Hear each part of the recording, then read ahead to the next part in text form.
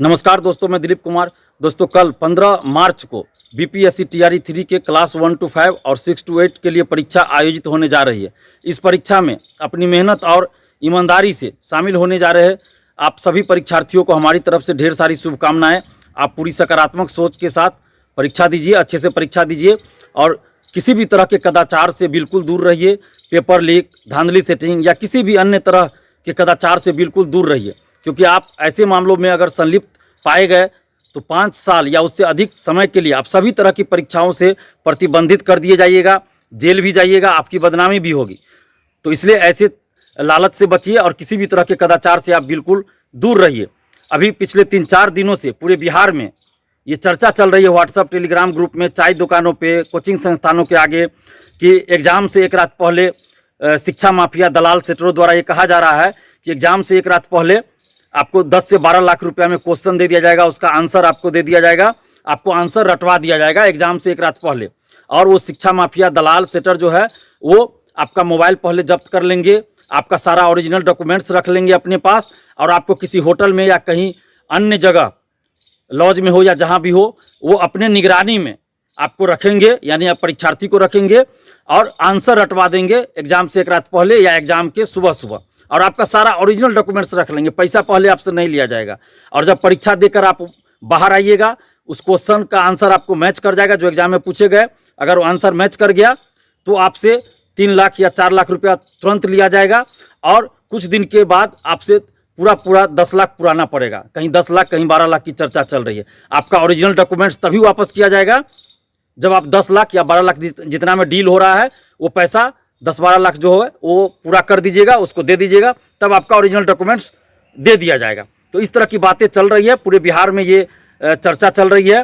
तो आप लोगों से सबसे पहले हम ये कहेंगे कि कहीं भी कुछ भी संभव है। जिस तरह से पेपर लीक की संभावना होती रहती है, पेपर लीक भी होता है यूपी में, झारखंड में, बिहार में भी तो हर परीक्षा का पेपर लीक होते रहा है। लेकिन पिछले 1.5 साल से जो बीपीएससी में सुधार हुआ, जो प्रक्रिया अपनाई जाती है, उसको देखते हुए लगता है कि बीपीएससी में पेपर लीक होना अभी फिलहाल संभव नहीं लग रहा है। लेकिन फिर भी हम लोग नज़र रखे हुए हैं और हमारे पास कई अभ्यर्थियों ने जानकारी दी है कुछ दलालों के बारे में, सेटरों के बारे में। तो हमने वो सारी बातें जो जानकारी हमें दी गई है अभ्यर्थियों के द्वारा बिहार के अलग अलग जिलों से, हमने बीपीएससी को भी बता दिया, सूचित कर दिया है, पुलिस प्रशासन को भी बता दिया है, आर्थिक अपराध इकाई को भी बता दिया, सूचित कर दिया है। हम लोग नज़र रखे हुए हैं और आप लोग से भी आग्रह करेंगे कि सबसे पहले तो आप किसी भी तरह के लालच में न फंसे और पूरी सकारात्मक सोच के साथ परीक्षा दीजिए, अफवाहों से दूर रहिए। और कहीं भी अगर इस तरह की बातें हो रही है तो आप उसकी सूचना, वैसे लोगों की सूचना आप पुलिस प्रशासन को दीजिए, आर्थिक अपराध इकाई पटना को दीजिए, बीपीएससी को जरूर दीजिए। आप हमें भी बता सकते हैं, आपकी बातों को हम पुलिस प्रशासन तक जरूर पहुँचाएंगे। जैसे सिपाही बहाली में हुआ, इससे पहले कई परीक्षाओं में हुआ, हम लोग पहले ही सूचना दे देते हैं आर्थिक अपराध इकाई पटना और पुलिस को। तो इसका असर होता है कि वो लोग नज़र भी रखते हैं और बहुत लोग पकड़े भी जाते हैं। तो आप लोगों को भी सहयोग करना पड़ेगा कि कहीं अगर दलाल, सेटर, शिक्षा माफिया सक्रिय है, इस तरह के बात कर रहे हैं, तो उसकी सूचना आप पुलिस को जरूर दीजिए। और मैं आपको एक बार बात बताना चाहता हूँ कि 99% जो इस तरह के शिक्षा माफिया होते हैं वो फर्जी होते हैं। फर्जी करने का मतलब वो पैसा ठगते हैं। तो आप लोग से हम सबसे पहले आग्रह करेंगे कि किसी भी तरह के कदाचार से दूर रहिए, ऐसे शिक्षा माफिया दलाल सेटरों से दूर रहिए।